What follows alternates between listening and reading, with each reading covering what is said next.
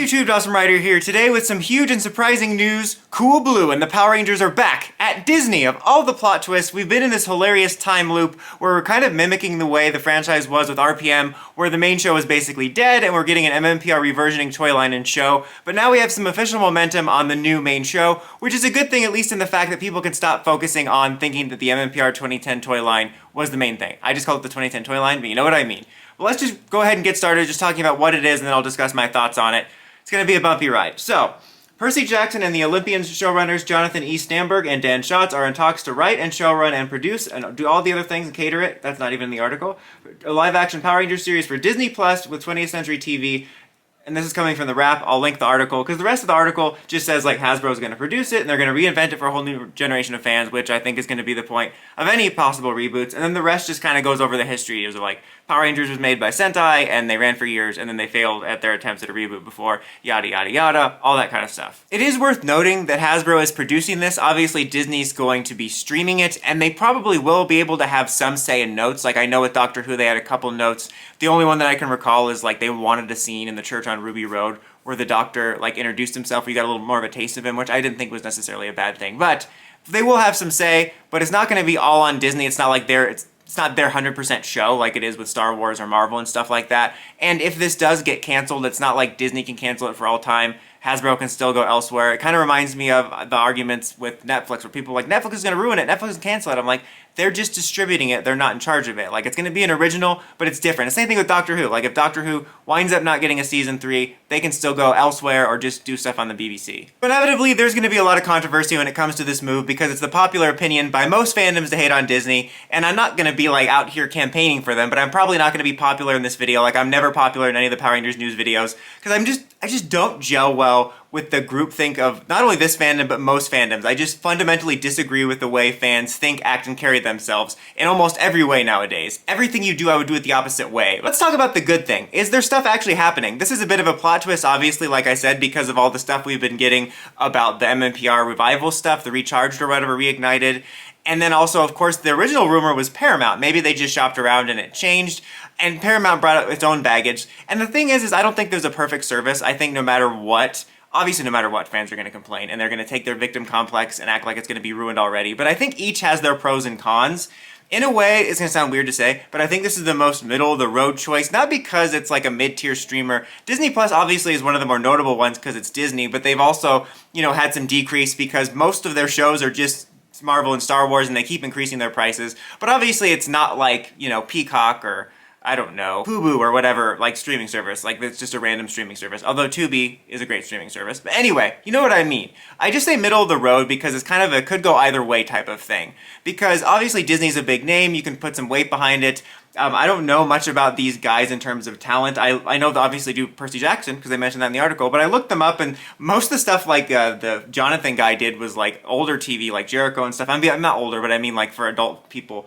But Dan Schatz worked on National Treasure, so close enough. Welcome back, National Treasure 3. If this is a secret thing where they open up at the Power Rangers reboot and the screen melts away and it's actually National Treasure 3 and it's page 43 storyline, I'd be more than happy. That's actually what I want. I know of the Percy Jackson show. I don't know of the reception of it. I'm sure there's like fans whining about it. I've heard some good things about it. Obviously, it's been renewed for seasons 2 and 3. It is notable that I think it's like a YA leaning thing, which this is going to probably also make me unpopular, but I think it's kind of the ideal age group, because we've been targeting the audience of 2 to 5-year-olds from Pleasantville exclusively for the last handful of years. So I think at least targeting an age range where it's appealing to those young kids, but also appealing to like, almost teenagers and like early teenagers and stuff, because obviously that'll be appealing to us, but that's not the important thing. But I think it's important to appeal to a broader range of kids. I mean, I'm not going to pretend to be a business executive, but I never understood why Saban didn't want to just appeal to all kids. I just never understood that. Why pigeonhole yourself? Regardless though, I don't know a lot about their talent, but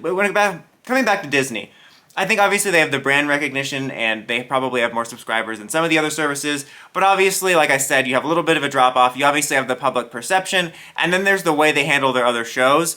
I haven't watched much other shows that I can think of outside of the Marvel and Disney ones. I mean, the Marvel and Star Wars ones, excuse me. The only one I can think of is Goosebumps, and I don't even know if that's a Hulu or Disney thing, because when they merged, I don't even know what's what anymore. Like, I saw Nora advertised on Disney Plus the other day, an American Horror Story. It's crazy over there. So that show at least felt like a TV show. I didn't mind that show. It was kind of like a dumb comfort horror for October. But that one at least felt like a show, and I think that's one thing to talk about is, again, haven't watched much of the other Disney Plus shows outside of Marvel and Star Wars, but most of those get criticized. I mean, they get criticized to all hell because you know how that goes. But about it being, they get criticized for being kind of just like 8-episode movies rather than feeling like TV shows. It's actually kind of hilarious. Marvel's in its own time loop where they weren't making shows like shows. And with that said, I actually do like a fair bit of the Marvel shows, even though they do feel like long movies sometimes. There's still some good ones in there, people forget. But I do agree that like it's a weird way to approach it. And then there was like this moment when they were making Daredevil where they were like, wait, should we just make this like a TV show? And now they're like going back to sort of what they were doing with Netflix and just making them like shows. I don't know what Star Wars is doing going forward with shows. I know that Star Wars Celebration is happening, so we don't know if they're also going to have a similar epiphany where future seasons of shows will feel more like shows. But long-winded point with that is I don't know if any of the non-Marvel and Star Wars Disney Plus shows feel like shows or miniseries, or they feel like a long movie. And I don't necessarily always hate the long movie approach, because like I've liked some of those shows and stuff like that. But I do want it to feel more like a TV show. I think given that it's on Disney Plus, it'll probably be 8 episodes. I can't imagine it being longer because I feel like that's kind of the Disney Plus sweet spot, unless there's other shows on there, again, that I haven't followed that are more than 8 episodes. But I do hope it feels like a TV show, that it feels like each episodes are distinct and it doesn't feel like a long movie. That's kind of one of my hopes going into it. I think it could be a mixed bag. But it'll be interesting to see because I think that there's a lot of potential here, and it could, I guess it could go either way with any of them, but Disney in the way feels like the most middle of the road for a possible success. I can't see it running so many seasons because I can't think of very many Disney Plus shows that have run a ton of seasons. Like, I've seen a couple times where out of nowhere I'll see like, oh, Hamster and Tinky Wink got renewed for season 3 at Disney Plus on TV Line. I'm like, I didn't even know that was a thing. But other times I'll see like, you know, the Red Fox and his friend Jeff got canceled after 1 season. But I haven't seen a lot of shows on Disney Plus where it's like 5, 6, 7 seasons. But it could end up being a thing where like if it does well, you could get like a sequel or like a new iteration. Like we could do a new iteration every couple years or every year like we've done before. We could branch out to animated. Who knows? You know, there's Doctor Who, I think, is a recent kind of good example of how it's gone kind of mixed. It's kind of hard to tell because sometimes I'll see people saying like, oh, it was one of their top 10 streamed this month. And other times they're like, they destroyed it and it's dying. So I don't know. That was one that they kind of banked more on the success of that, and it seemed like the reception wasn't as good as they would have hoped. So I don't know. It's going to be very interesting because that's why I say it's middle of the road, because I think there's equally amount of positives and negatives in regards to what could happen behind the scenes and what could happen in terms of reception. Of course, you're going to have people going anti against it, immediately crying woke before anything even happens and stuff like that. So it'll be interesting to see. I am curious if the Paramount thing was ever a thing or if that was just where they were shopping and then it didn't land there. And I was trying to think of like the positive and negatives of each one. I think in a lot of ways Netflix could be a strong one if they would have just stayed there and made it happen. Because it almost sounds like they're doing kind of what they wanted to do. They could have just restructured it to maybe be this more YA thing. I don't know. I think they could have worked with Netflix because, you know, Netflix has its own mixed opinions, but I think it still has some of the most successes. And I don't know everything. I only know what I kind of perceive. But for me, I feel like Netflix has the biggest presence of like kids stuff as well as like kind of revivals and stuff like that with Voltron and whatnot that I see advertised. Like Hulu wouldn't be a terrible option, but I don't see a lot of that type of content over there that I can think of off the top of my head. Amazon Prime could be an interesting one. I don't know, because they have some superhero content going over there, but it's like far on the other side of maturity and quality with stuff like The Boys and Invincible and whatnot.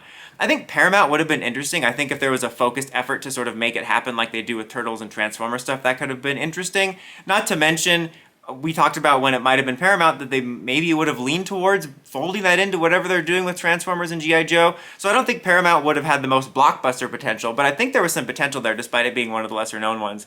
I don't think it would have went to Peacock. I don't think that would have happened, or HBO Max. So, like I said, each have their positives and negatives, but Disney just feels like the most middle-of-the-road option, not in terms of like Disney's popularity, but just in terms of all the things that could go right and wrong. Obviously, with what happened, I'm going to just kind of take everything with a grain of salt in the sense that I'm going to prepare for it to not even happen, but I'm going to keep an open mind, because we don't even know what this is going to be like. Honestly, I'm just happy that something is happening. That's not just like a accept what you can get, because we don't even know what this is going to be, like type of thing. But I think it's at least good that we're going to be doing something, and it seems like the ball's rolling better than it has been. Hopefully with this news out, I'm not going to demand they update us because we deserve it or anything, but I do hope there's more regular updates that sort of just kind of ease our minds about it, because we had updates like this 2, maybe 3 times for the old reboot, and then there was just dead silence for so long that you kind of knew something was off when we found out about the behind-the-scenes problems. So I hope that there's at least some succinct updates so that we kind of get the feeling like, yeah, this is going to be a real thing. And like I said, I hope it feels more like a show, but I'm hopeful and optimistic. I think one of the most big positive things that comes out of this is it's going to take some of the heat off of the mmpr 2010 toy line, is people thinking that that show was meant to be like the main thing, whereas I just personally saw it as like a vehicle to advertise these toys. And if all goes well, maybe this will go good with the Reignited line being on shelves, and then they'll do a line for this, and it'll kind of look like Turtles with the Playmates toys, where you have the current show